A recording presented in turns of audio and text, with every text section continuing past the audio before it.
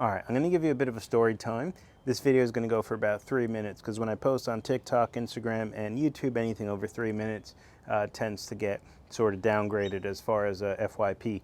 That said, story time, buckle up. A couple of years back, just before COVID, we were working at a large ASX 100 organization. They were going through a bit of a nightmare. They had just been revealed as underpaying a bunch of staff. So they needed to upgrade their HR and their payroll systems. And my team, we went in there, we had a look. Always remembering, a system by itself is pretty useless.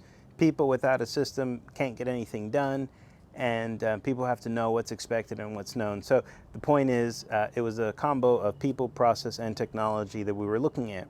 What we did at the time was, first, in true consulting fashion, we charged them a decent amount of money to run an assessment report.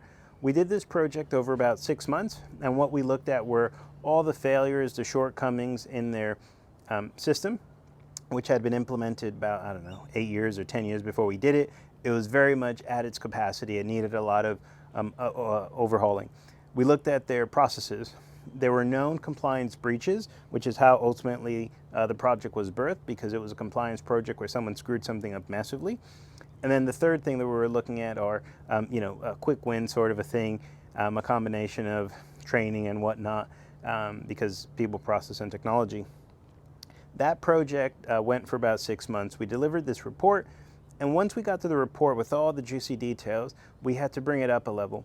We had to go to the CEO and the CHRO and basically present this roadmap, this business case for, hey, organization, we want 50 million of your dollars to spend over 3 years, because what we're going to do is basically transform your people, process, and technology.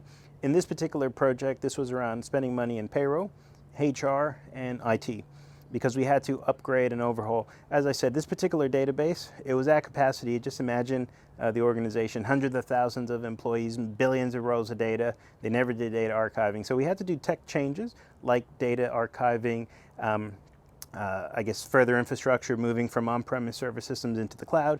We had to do a lot of payroll compliance, because I think I mentioned at the beginning there were underpayments and whatnot.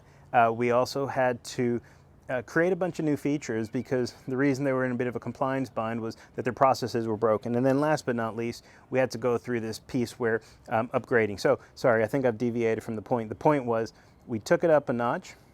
We created from like a 50-page report, 3-page slide pack. We gave it, put it under the nose of the executives. We explained everything a few times, and then ultimately got approved. That's how you do it.